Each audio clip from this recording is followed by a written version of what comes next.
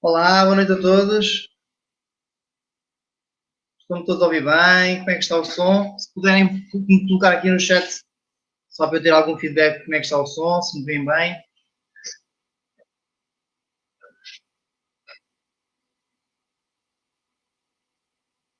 Ora, antes de mais, eu quero agradecer o convite por parte da Lusíadas Knowledge Center para estar aqui presente, a fazer esta palestra para vocês. É para mim um gosto ter sido convidado especialmente para ser o primeiro técnico a iniciar estas palestras, tecnicamente falando, técnicos para técnicos. Achei uma bela iniciativa por parte do Hospital Lusíadas Porto, hospital onde eu trabalho há 5 anos. Aí é um gosto fazer parte desta família e deste hospital. Parece que estão todos a ouvir bem. Vejo aqui muitas caras que eu conheço, outras que eu não conheço. Caras não, nomes que eu conheço. Mais uma vez, bem-vindos a todos. É com muito agrado que eu vejo que temos quase 80 pessoas presentes. É espetacular, não estava nada à espera. Deixa-me um bocadinho nervoso, mas faz parte. Ora bem, hoje vou abordar então aqui um tema que está na gênese de qualquer ortopedista. E vejo que temos aqui muitos ortopedistas, colegas meus, e vou abordar então o tema da visão binocular e da insuficiência de convergência. Vou fazer uma pequena introdução à visão binocular, aos seus mecanismos e aos seus problemas, ao que afeta essa visão binocular e as adaptações sensoriais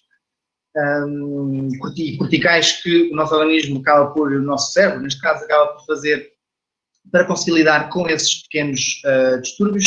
E depois vou incidir mais na insuficiência de convergência e toda a parte da prevalência, diagnóstico, etiologia, tratamentos, e no final vou enquadrá-lo um bocadinho no contexto da pandemia que nos atinge a todos. Vou falar aqui um bocadinho de água.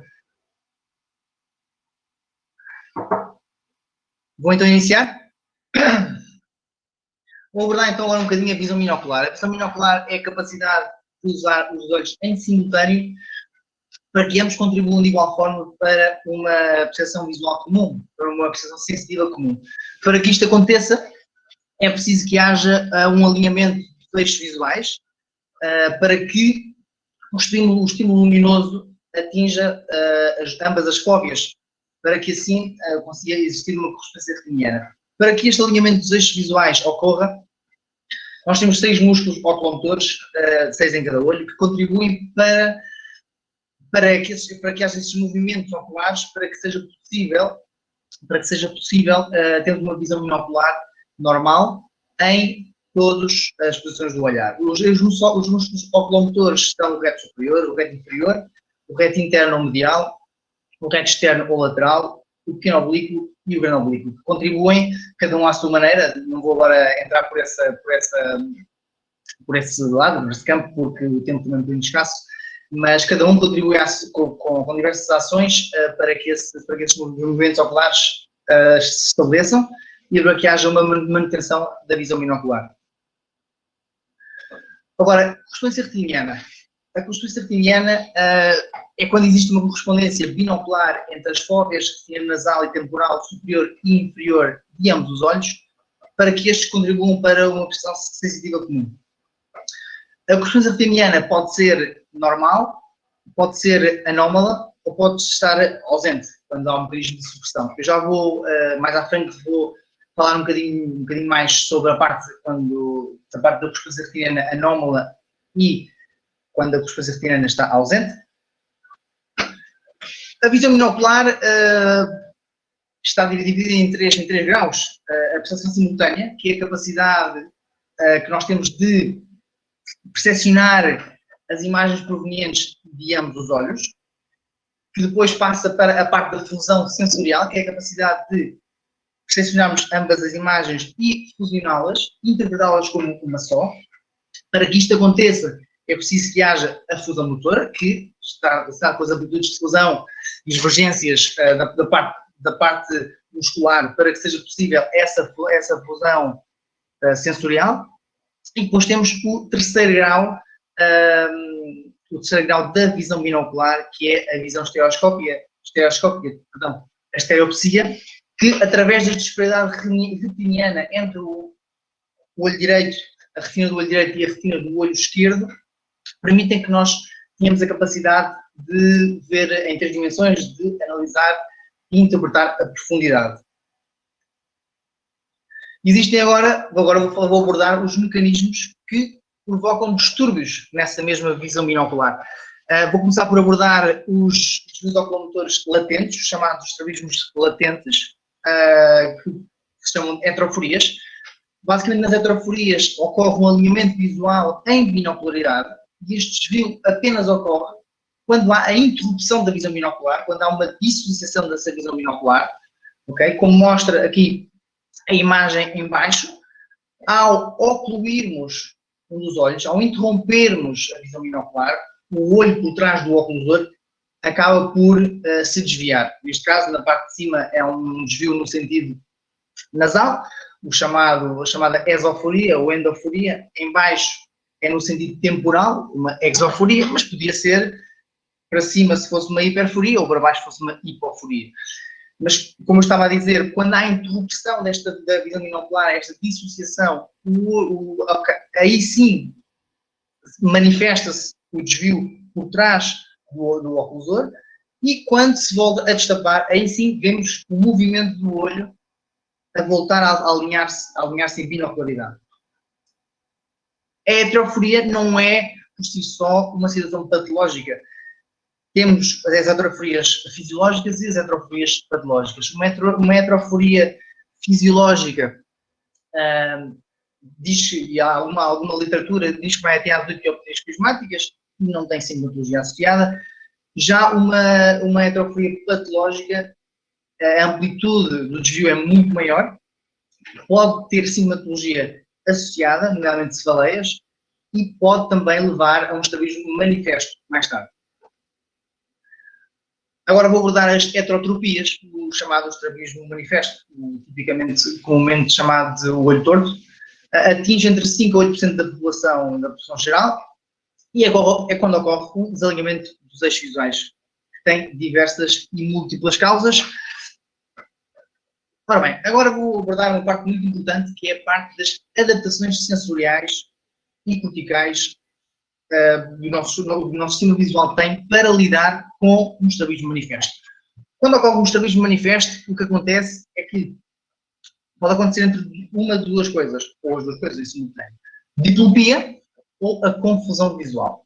Diplopia é quando um estímulo luminoso, um objeto, estimula a fóvea do olho diretor e estimula uma zona parafoveolar, ou seja, uma zona que não é a fóvea do olho estrábico devido ao desvio oculomotor presente, e portanto o que vai acontecer é que essa imagem vai ser percepcionada em 2 pontos distintos do campo visual. O paciente vai ter percepção dessa imagem em 2 pontos distintos e portanto vai ver em duplicado, vai ver em diplopia.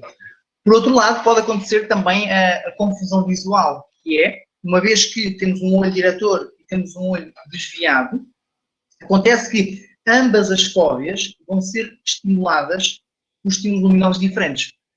E, portanto, o que vai acontecer é que, a nível cortical, vai haver uma sobreposição de uma imagem e uma sobreposição de outra imagem que em nada são similares. E, portanto, o cérebro não vai conseguir fusioná-las, vai sim ter ali uma confusão visual, vai ter uma imagem em cima de outra que em nada tem a ver uma com a outra.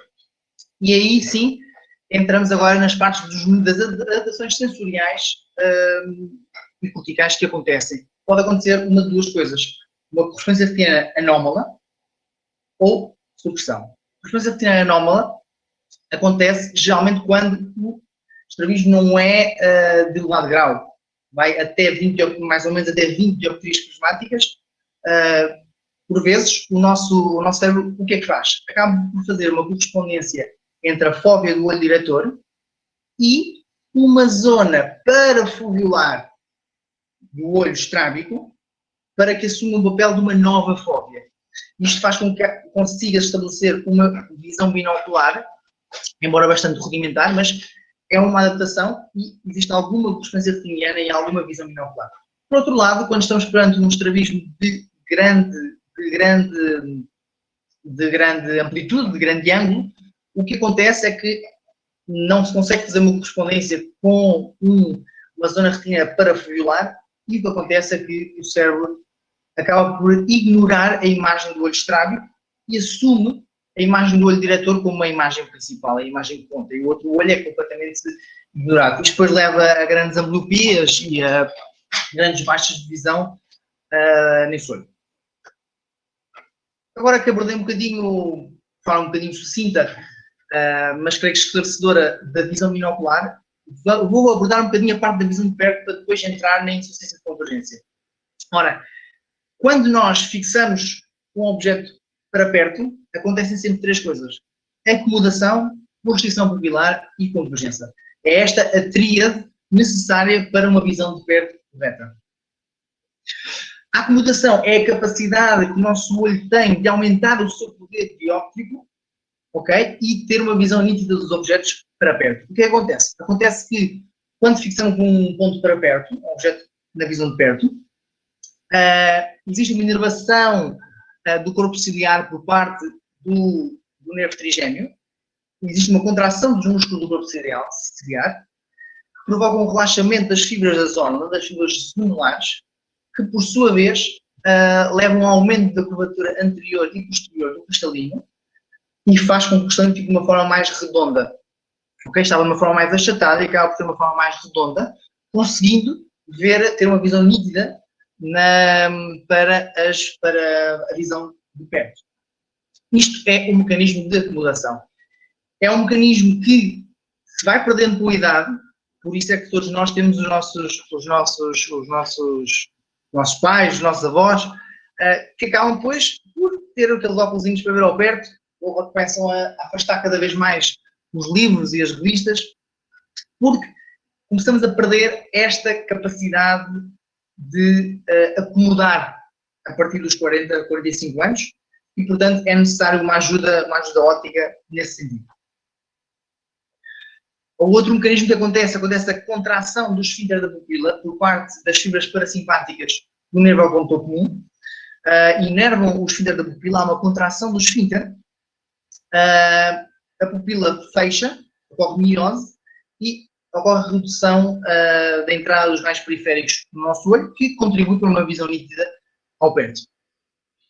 E vamos agora entrar na parte mais importante deste webinar, que é a parte onde eu queria chegar, da convergência. Convergência é o movimento de adução sincronizado e conjugado de ambos os olhos que, em simultâneo, aumentam o ângulo formado por ambos os eixos visuais quando estão a olhar para perto.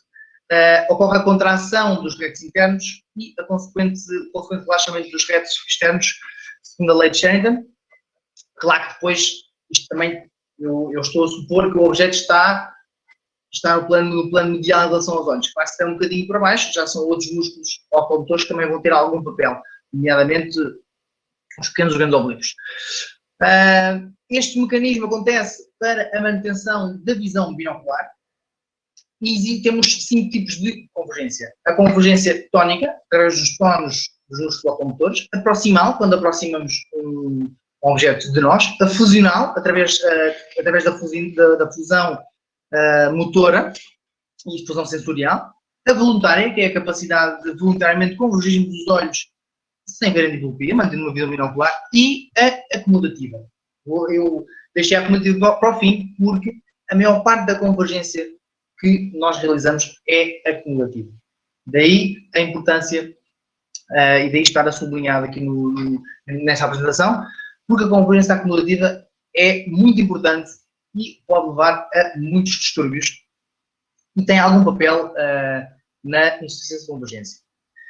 A convergência acumulativa leva a um rácio de convergência acumulativa por cada dioptria de acomodação.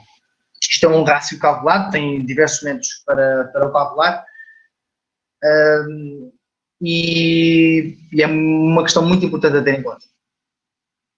Agora, relativamente aos defeitos da convergência, temos os espasmo da convergência, a paralisia da convergência e a insuficiência da convergência. Eu vou abordar a insuficiência da convergência porque o papel do ortopedista na insuficiência de convergência é tremendo, enquanto no espasmo e na paralisia de convergência não responde a tratamento ortótico e, portanto, acabamos por não ter um papel tão ativo. A insuficiência de convergência é a incapacidade de manter ou de obter uma convergência binocular adequada sem um esforço excessivo na visão de perto, sem sintomatologia associada, ok? É quando ocorre a alteração da conação dos músculos oculares nos trabalhos de perto, na leitura, em que a visão binocular é afetada e os olhos têm tendência a divergir, nem sempre, mas geralmente têm tendência a divergir. Foi descrito pela primeira vez por von Graf em 1855. A prevalência da insuficiência de convergência é de altíssima variabilidade e isto deve-se muito aos parâmetros utilizados e aos métodos utilizados para se diagnosticar. Já vou falar um bocadinho mais à frente desta parte.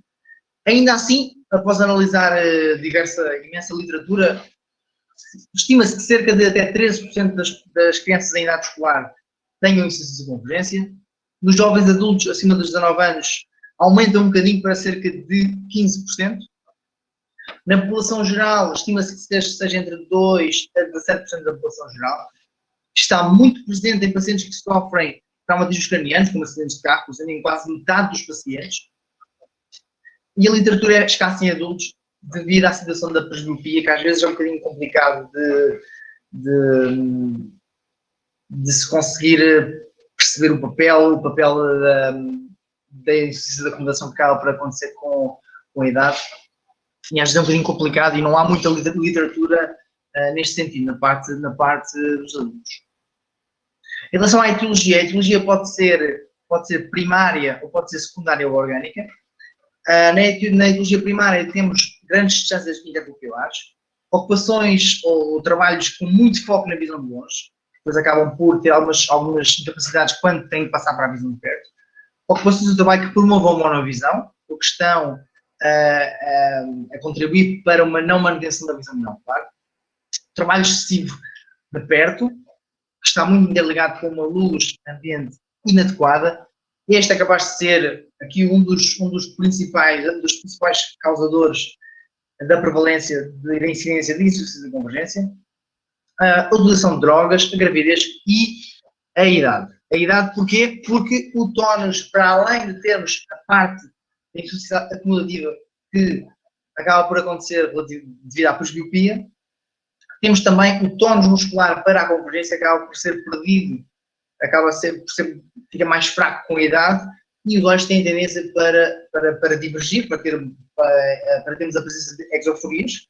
Okay? E também pode acontecer que alguns pacientes, quando começam a utilizar a correção óptica para perto, devido ao esforço acumulativo que deixam de ter que fazer, também começam a ter uma dificuldade maior de convergir e, em alguns casos, acabam por desenvolver insuficiência de convergência, muitas das vezes transitória. Relativamente à etiologia secundária, temos os erros refrativos, portanto, miopias não corrigidas, altas miopias não corrigidas, e a atrogénica, quando temos retos internos enfraquecidos, ou seja, fracos, que têm uma dificuldade em convergir. Acidentes de viação, como eu disse há pouco, é muito comum. Estado de saúde geral débil, esclerose múltipla, heteroforias, nomeadamente exoforias, já vou também abordar isso um pouquinho mais à frente, desvios verticais e insuficiência de acomodação.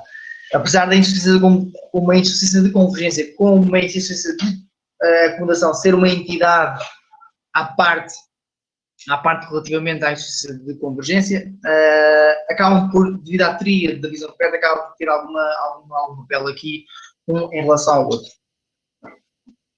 Relativamente à sintomatologia, a insuficiência de convergência é uma das principais causas de desconforto ocular e de queixas astenópicas. É muito comum o paciente que entra na consulta de oftalmologia e se queixa, tem estas queixas que são mostradas aqui, de dificuldade de concentração, dificuldade na leitura, cefaleias, tipicamente frontais e vespertinas, mais ao final do dia e mais na região suborbital ou frontal. Cansaço, diplopia, visão dupla, sonolência, visão deslocada, dificuldade em mudar de linha, são algumas queixas muito típicas dos pacientes que têm este distúrbio. Relativamente ao diagnóstico, para ser feito um correto diagnóstico de uma insuficiência de convergência, é necessário uma correta avaliação ortótica. Esta parte é muito importante. Uma correta avaliação ortótica está na gênese de qualquer ortopedista e é importante que qualquer ortopedista saiba executar fazer uma correta avaliação ortótica. Tipicamente, observa-se um tipo de paciente com insuficiência de convergência tem uma exoferia para perto maior do que para longe em pelo menos 4 dioptrias prismáticas. Vemos isto com o cover test prismático, para perto e para longe. Okay?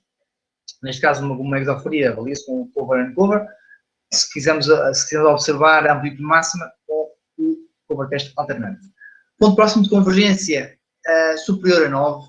Este parâmetro, a literatura não é muito concordante. Há literatura que diz que, uma vez que o ponto próximo de convergência normal é de 6 cm, alguma literatura diz-nos que acima de 6 cm já não é normal. E há outra literatura que diz que acima de 9 cm, ou seja, 10 cm ou mais, aí sim se pode considerar um ponto próximo de convergência anormal. Eu, pessoalmente, considero que entre 6 a 9 uma espécie de borderline. Isto porque, na minha prática clínica e nos pacientes que eu tenho observado, há pacientes que têm um ponto próximo de convergência de 7, 8, 9 e não têm insuficiência de convergência. Não têm insuficiência de convergência e, portanto, para mim, eu considero que o ponto próximo de convergência anormal é acima de 10 cm. Tipicamente, as amplitudes fluidinais positivas estão alteradas. E isto avalia-se ou no sinoptóforo ou com prismas de Behrens. E o ponto próximo de convergência deve-se medir com uma régua de Raff, como tem aí na vossa imagem à direita. Deve-se medir com a régua de Raff, é muito mais preciso e é um instrumento muito útil, quer no diagnóstico, quer depois na reabilitação. Todos os pacientes com insuficiência de convergência são sintomáticos. Existe uma espécie de questionário, temos aí o nome em baixo, o Convergence Insufficiency Symptomatic Survey, que é um questionário que avalia os sintomas da insuficiência de convergência e que são 15 questões que se colocam aos pacientes, é uma folhinha que os pacientes têm que responder e depois, conforme a pontuação, classifica-se se o paciente tem tendência ou é passível de ter uma insuficiência de convergência. Alguns estudos dizem que não é muito fiável, outros dizem que sim senhora, geralmente bate certo, geralmente pacientes que assumem ou que dão resultados positivos é um resultado acima de 16 em crianças e 21 em adultos, dizem que sim senhora, que quando esse questionário dá positivo para insuficiência de convergência, geralmente bate certo com uma avaliação ortótica também nesse sentido. Outros achados clínicos. A acuidade visual pode estar reduzida se existir comprometimento da acomodação, que é a tal questão de uma insuficiência de convergência com insuficiência de acomodação. Esta entidade, este tipo de insuficiência de convergência não responde ao tratamento ortótico. Geralmente tem que se utilizar uma adição para perto para relaxar a acomodação, ou então utilizar um prisma de base interna para ajudar na convergência. A relação convergência acumulativa, acumulação, como eu falei há pouco, é baixa e pode haver anomalias e limitações na motilidade ocular, nomeadamente nos grandes oblíquos e nos retos internos. Agora vamos entrar numa parte muito importante, a parte do tratamento. O tratamento tem estes 4 pontos que, em 75% dos casos, não precisamos de chegar aos 4 pontos.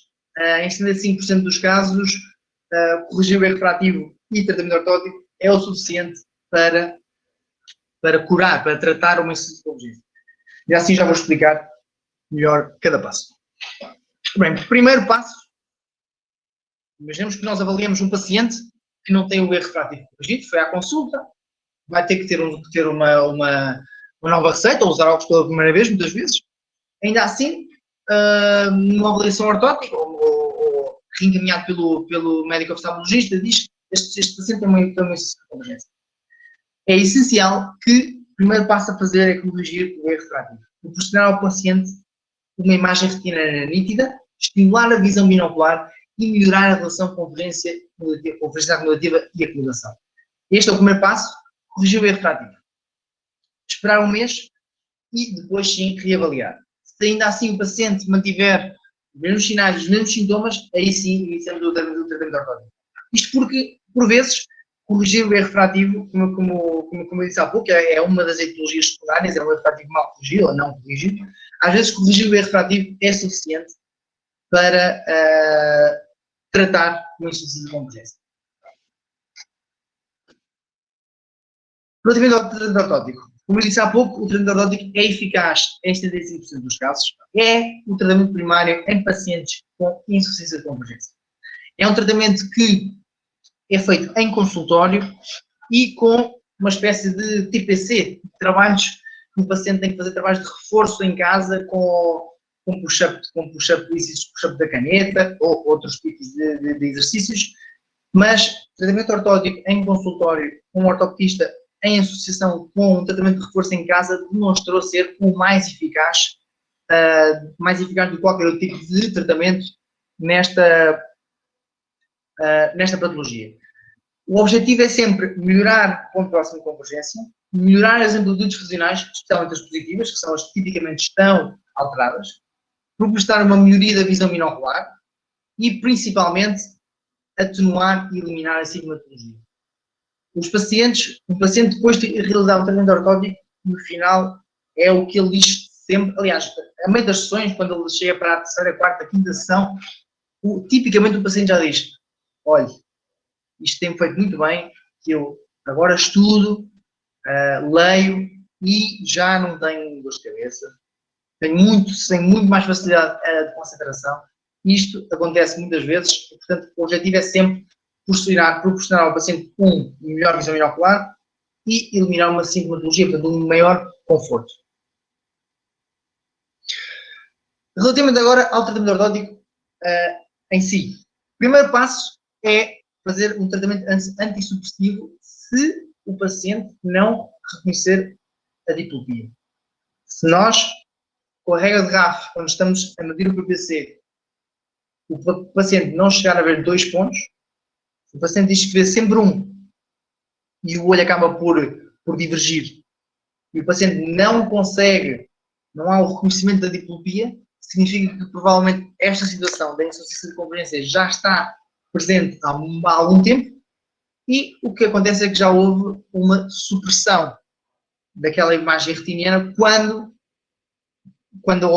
existe o rompimento da convergência e da visão binocular àquela distância para perto. Portanto, é muito importante e não se faz nenhum tratamento ortótico sem que haja reconhecimento da diplopia. Portanto, nestes casos, é preciso fazer um tratamento antissupressivo para que haja reconhecimento da diplopia, para que o paciente consciencialize da imagem retiniana que está a ser suprimida. Isto é feito através de estímulo diferencial, através de cadernos de Weiss, através de oclusão, filtro vermelho no olho, estimular com óculos de filtro vermelho e verde, colocar uma luz, aproximar. Temos que colocar estímulos diferenciais em ambos os olhos para que o paciente consiga perceber e consciencializar-se da diplopia. Este é o primeiro passo antes de iniciar o passo seguinte. O passo seguinte é normalizar o PPC. O passo seguinte que se faz em concordância com o passo a seguir, que é normalizar as amplitudes e melhorar as amplitudes funcionais. Para normalizar o PPC é preciso fazer uma estimulação da convergência funcional e acumulativa através de exercícios de push-up, através de placas MAVAs, através de cartões de pontos, cordão de Brock, entre outros. Existem inúmeros utensílios e inúmeros exercícios que são feitos, que podem ser feitos, mas que acabam por ter todos o mesmo mecanismo, que é ir aproximando um ponto do nosso paciente até que o paciente deixa de o conseguir convergir, de o conseguir ver em binocularidade e depois voltar atrás e estimular um bocadinho mais. Acaba por ser um bocadinho aqui, treinar um bocadinho aqui o tono muscular e a capacidade funcional e acumulativa dos nossos pacientes. De seguida, e em concordância com a normalização do PPC, vamos melhorar as amplitudes funcionais. As amplitudes funcionais, vamos melhorá-las, tipicamente, as amplitudes funcionais que estão alteradas são as positivas, a convergência para perto e para longe. Tipicamente, a mais comum, a que está mais alterada, é a para perto. Mas isto às vezes não acontece. Às vezes, há pacientes que é para longe que está mais alterado. Portanto, temos que normalizar e estimular bem ambas as convergências, para perto e para longe. Preferencialmente, usar um objeto morfoscópico em vez de uma luz. Não utilizar uma luz porque provoca dissociação e encandeamento do doente. Portanto, utilizar um objeto morfoscópico, de preferência, que implica algum esforço visual, algum esforço acumulativo. Portanto, que implique o paciente fixar bem, que haja mesmo uma fixação celular do próprio objeto. Nas crianças, utilizar o nariz do boneco ou algo assim deste género que estimula um bocadinho também a criança.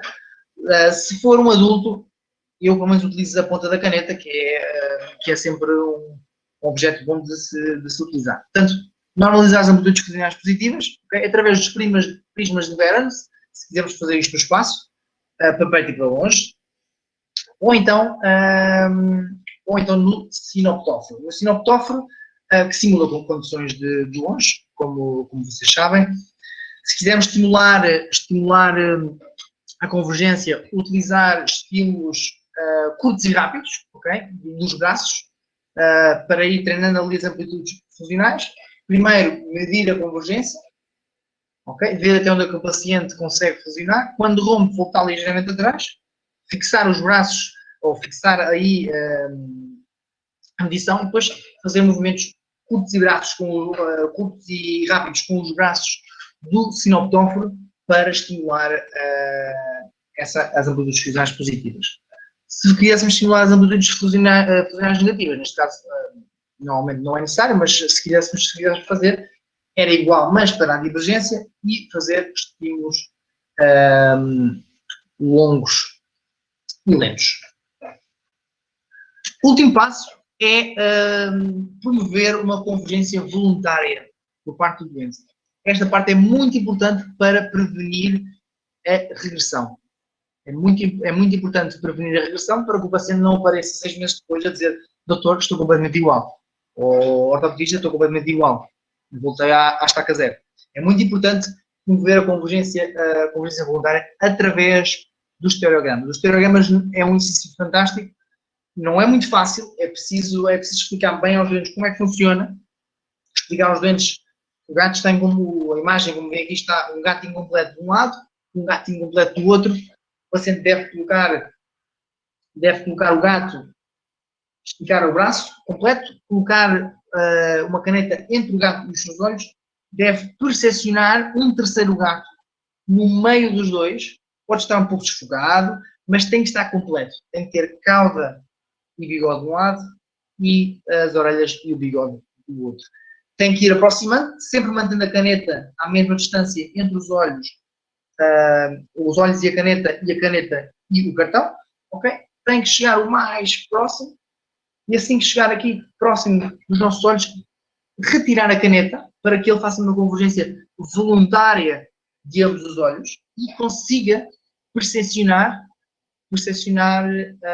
o terceiro gato sem a ajuda de uma caneta. E é aí que conseguimos que o paciente tenha uma convergência voluntária. Esta parte é muito importante estimular isto nos nossos pacientes para que não haja uma regressão e que o paciente não apareça 6 meses depois a dizer que está na mesma. Relativamente ao tratamento ortótico, novamente, a literatura aqui não é muito consensual, não é muito esclarecedora neste sentido. Eu acho que varia um bocadinho de ortopedista para ortopedista, de país para país, mas tipicamente são feitas entre 6 a 12 sessões em consultório, até 60 minutos por semana. Isto a contar que são feitas 2 sessões por semana, porque, tipicamente, ora, acho que tem aqui uma questão. Apareceu aqui umas perguntas.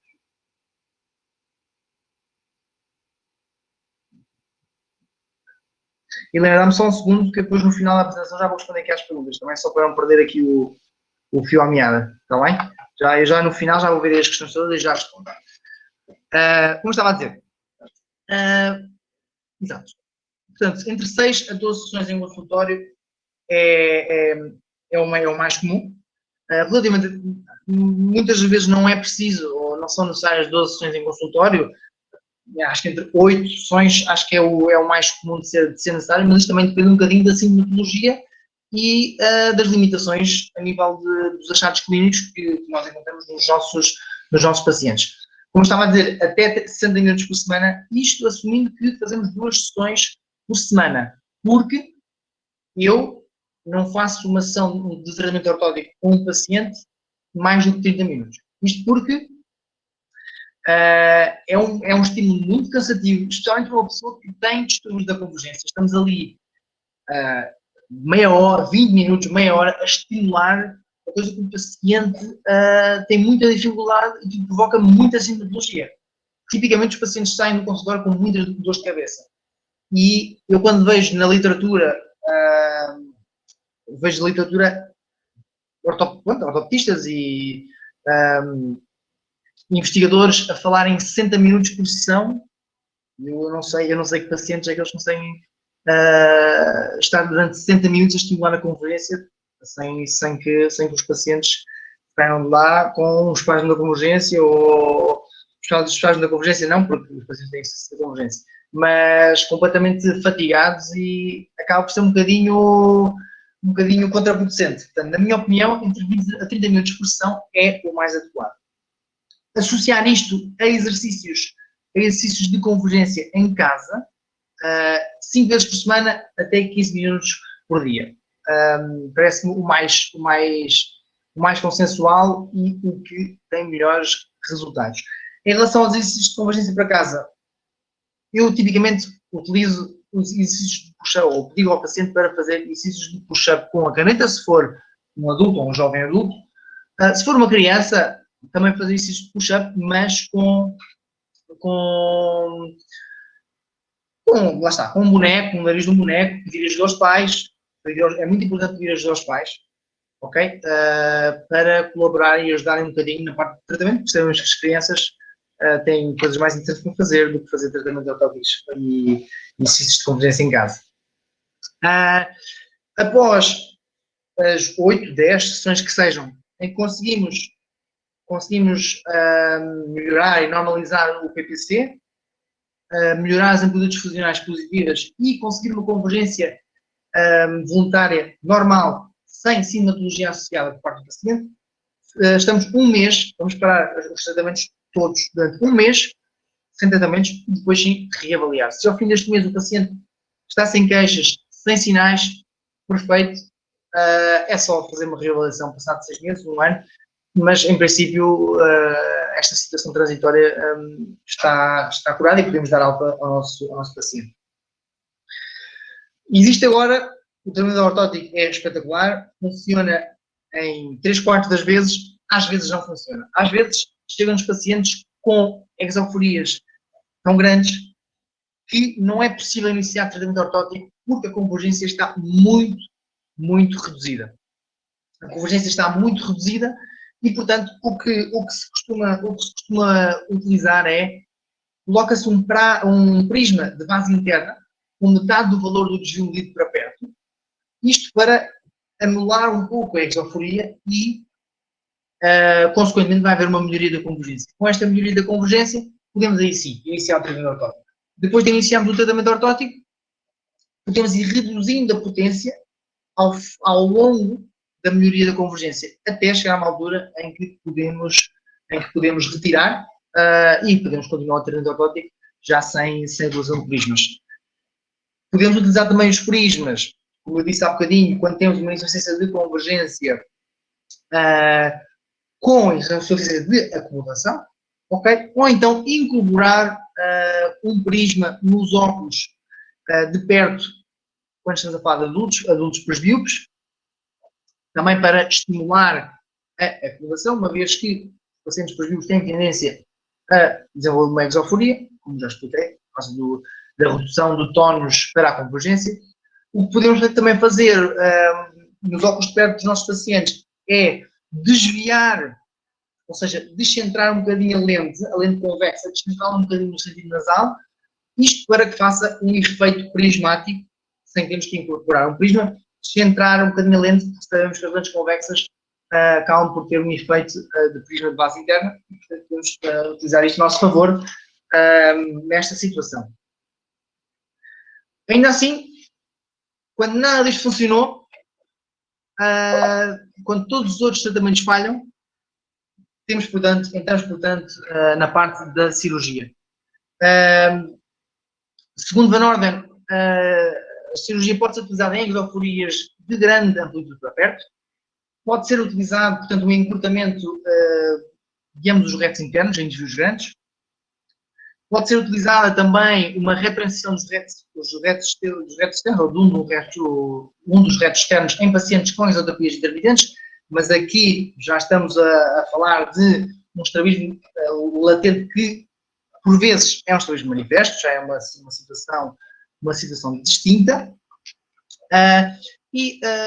Sant e Holmes, em 2014, também fizeram um estudo em pacientes que tinham uma exoforias grandes com insuficiência de convergência, injetaram toxina botulínica A num dos retos externos e houve uma melhoria da sintomatologia e dos sinais, não só após a injeção, mas após os 6 meses, porque sabemos que a toxina tem uma duração de 6 meses, ao fim de 6 meses ela deixa de fazer o seu efeito. Ainda assim, os pacientes, depois desses 6 meses, neste estudo acabaram por, ainda assim, terem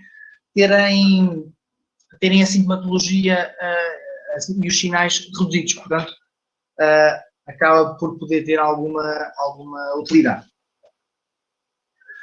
Agora, eu vou tentar enquadrar agora a insuficiência de convergência em todo o panorama atual, e ainda não há muito estudo neste sentido. Ainda assim, eu encontrei um estudo por parte da Faculdade de Ciências da Atividade Física e do Desporto aqui dos nossos compatriotas espanhóis de Madrid, juntamente com o Departamento de Optometria e Visão da Universidade de Madrid também, em que eles tentaram perceber os efeitos do confinamento e do aumento das atividades em frente a ecrãs, trabalhos de perto, na incidência de insuficiência de convergência e na presença de sintomatologia associada.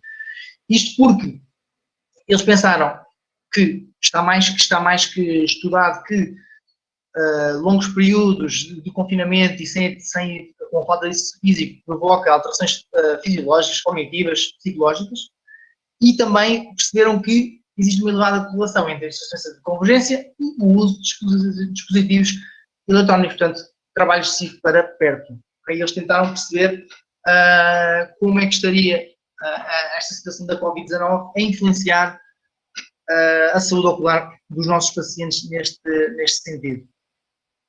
E, portanto, o que eles fizeram foi, eles disponibilizaram o questionário que eu falei há pouco, o tal CISS,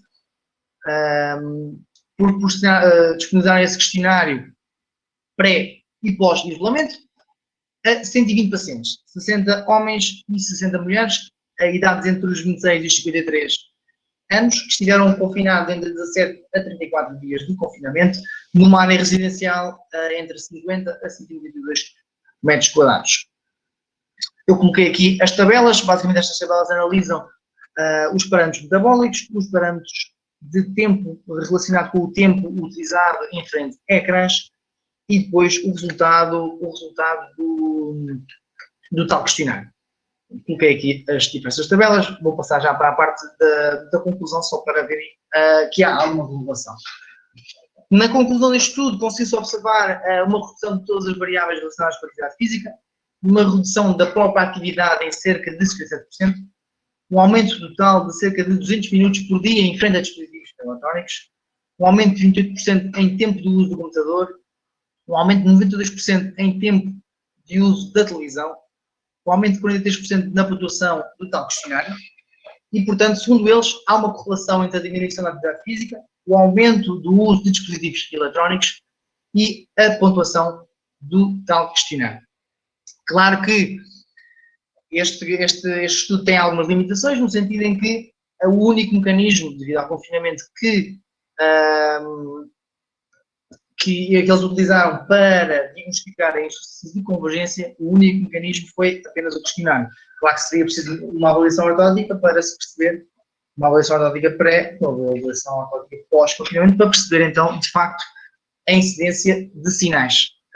Mas pronto, ainda assim é uma ideia, é sugestivo de que colegas ortopedistas futuramente talvez tenhamos uma incidência de pacientes com insuficiência de convergência nos nossos consultórios para nós fazermos o que sabemos fazer melhor, que é tratamento ortótico. Obrigado a todos, espero não ter sido muito maçador e obrigado pelos 45 minutos desta sessão. Muito obrigado. Não sei se a Gisela quer entrar agora para me fazer aqui as perguntas.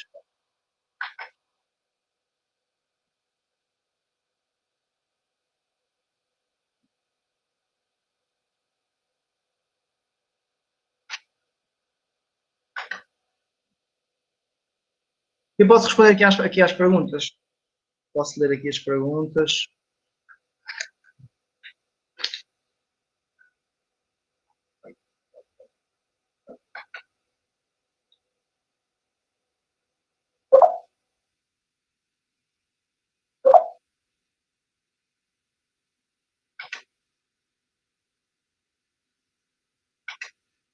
Ora, vou responder então aqui à pergunta.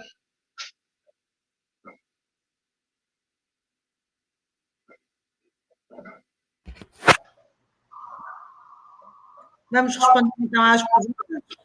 Sim, sim. Pronto. Exercícios para a estimulação de divergência em casa, em caso de excesso de convergência e de esoforias sintomáticas. Helena, olá. Antes de mais, é com muito gosto que te vejo aqui. Eu conheço a Helena já há alguns anos. Olha, essa pergunta é uma pergunta muito, muito boa. Muito boa. É uma questão que eu, sinceramente, não sei se algum colega sabe responder esta pergunta, mas eu, na minha prática clínica, nunca tive que estimular a divergência em casa. Nunca tive que estimular a divergência em casa. Consegui sempre fazer estimulação da divergência a alguns pacientes que, de facto, tinham essa limitação em consultório. Portanto, nunca tive que fazer essa estimulação em casa. E relativamente em casos de excesso de convergência, também é outra situação que eu não me tem aparecido. Não me tem aparecido nem excesso de convergência, nem esoforias sintomáticas. Portanto, Helena, não tenho grande resposta para te dar, mas se algum colega tiver, eu agradeço, porque também fico a saber, ou fico a ter alguma informação para, e se me aparecerem pacientes com essa questão. Muito obrigado pela pergunta. Ora bem, vamos à próxima. Uhum. Correção prismática do desvio durante o tratamento ou mesmo prescrito nos óculos para depois retirar? É assim, a correção prismática, uma vez que é para ser atenuada e depois para ser retirada, eu sugiro a utilização de prismas de Fresnel e não incorporar nos óculos, por uma questão também de custo para o paciente.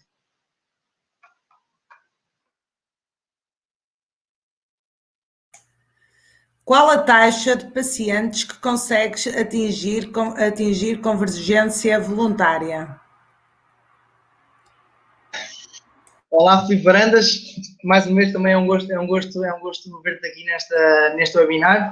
também já conheço o Filipe há uns aninhos, foi meu colega na faculdade. É um gosto ter aqui connosco. Em relação à taxa de pacientes em que consiga atingir a convergência voluntária, em relação à taxa, são bastantes. Não acontece sempre, não é fácil, como eu disse. Os estereogramas não é um mecanismo fácil para os pacientes terem a percepção. Ainda assim, eu diria que cerca de 7 em cada 10 pacientes consiga atingir convergência voluntária, nem que seja olhar para a ponta, pedir ao paciente para olhar para a ponta do nariz sem ver a endoscopia. Mas sim, é uma questão, é uma boa questão que por vezes não é fácil para os pacientes conseguirem treinar com os estereogramas e sem conseguir aplicar os estereogramas acaba por ser ficas um bocadinho de mãos e pés atados. Obrigado pela pergunta. Olha, vou só ler aqui a resposta do Filipe para a Helena, que assim também. Ora, em casa, o único exercício usado são os estereogramas invertidos. Em vez de ser paciente ponto de fixação estereograma, faz paciente estereograma ponto de fixação, em vez de abraçar o ponto, afasta-se. Muito bem. É por isso que esta parte é muito importante, todos aprendemos. Não sabemos tudo, ninguém sabe tudo, e aprendemos todos uns com os outros.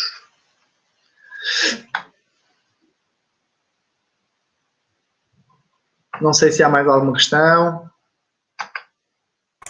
Eu penso que agora temos no chat. Ok.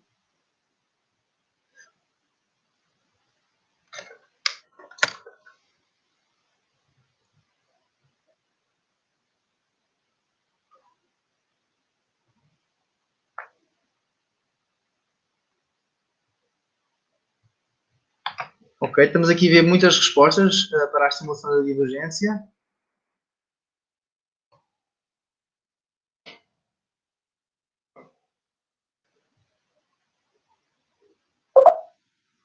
Ora, a Patrícia Carrola diz que pode usar as cartas salva-vidas transparentes, por exemplo, para treinar a divergência. Okay. Estimulação da divergência com os estereogramas fixando um ponto para longe, exatamente. Isso eu sei, nunca apliquei, mas sei que é uma opção viável.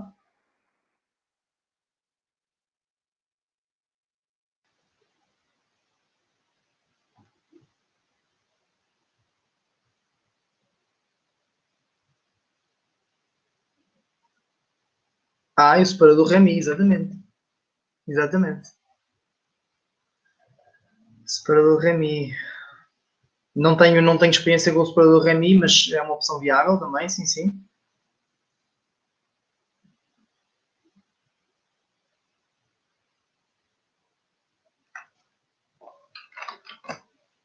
Temos aqui uma questão, estão a perguntar o que são as cartas salva-vidas e o separador de Remy.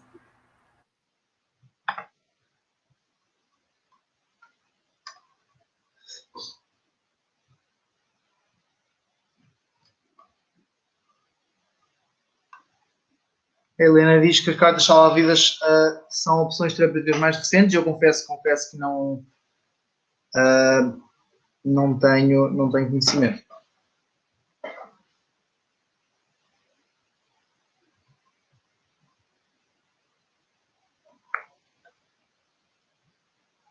Estamos agora numa parte muito interessante de partilha de informação.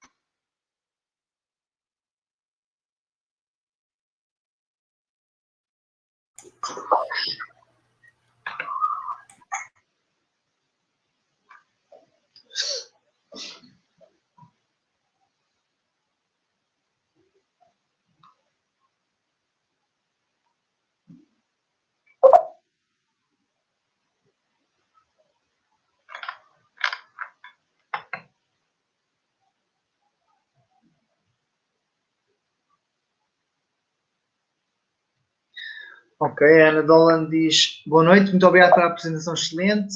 Depois da apresentação poderia ser possível fornecer os títulos dos artigos recentes para os quais referiu. Por acaso, eu até não passei para o último slide. O último slide tem aqui as referências. Ana, desculpa, realmente tens razão. Eu não passei para a frente, deixei na frase motivadora e não passei para a parte das referências bibliográficas. Ainda assim, se depois for necessário, eu posso pedir aos colegas para depois fornecerem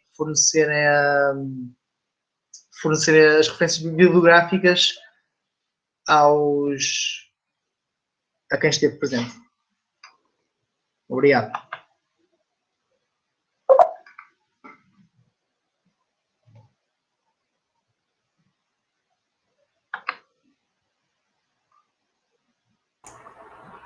Penso que não temos mais perguntas. Tínhamos aqui a Lúcia Rosa a explicar aqui um bocadinho sobre o Remy.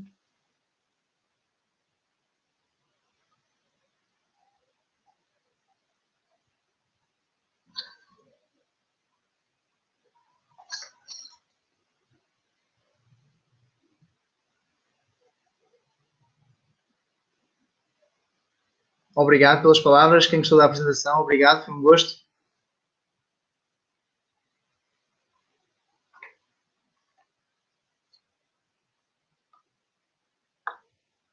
Ora, Spur Remy, composto por um septo de placas transparentes.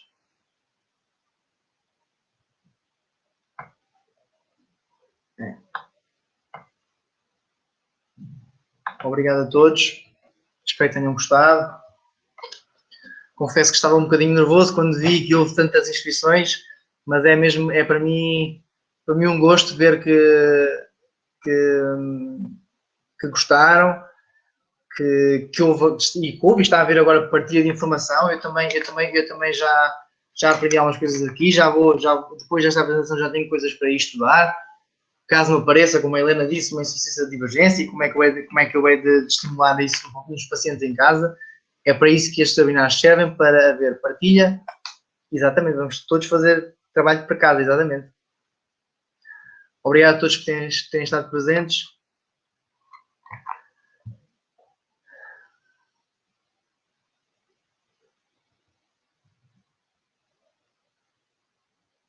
Exatamente, é isso mesmo, Adelson.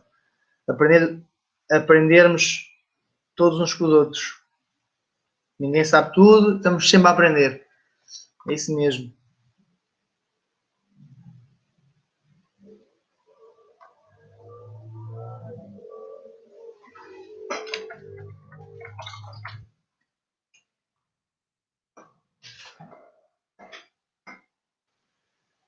Bem, sendo assim, depois também se houver mais alguma questão, também se pode colocar, que eu depois também posso responder mais tarde. E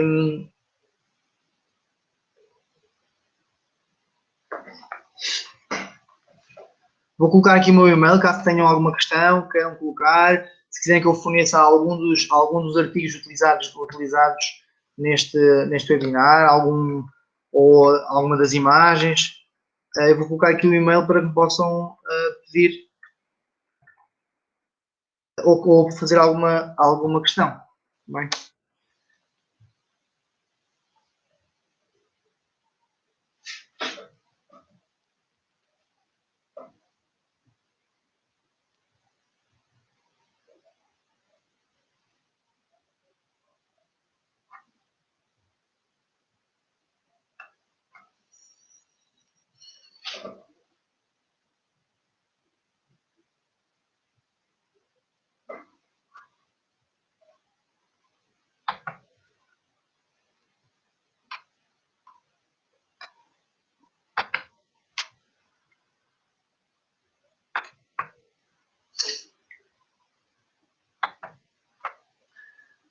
Sim, Gisela, creio que sim. Creio que podemos finalizar. Também já deixei aqui o meu e-mail, caso tenham alguma questão ou queiram alguma do material da literatura que eu expus aqui. Portanto, também se houver mais alguma necessidade, acho que também me podem enviar um e-mail. Claro que eu estou disponível para questões ou também para me ensinarem ou façam alguma crítica construtiva, não só à apresentação, como também algum do material que eu expus aqui. Obrigado mais uma vez a todos, espero vê-los numa próxima. Obrigado.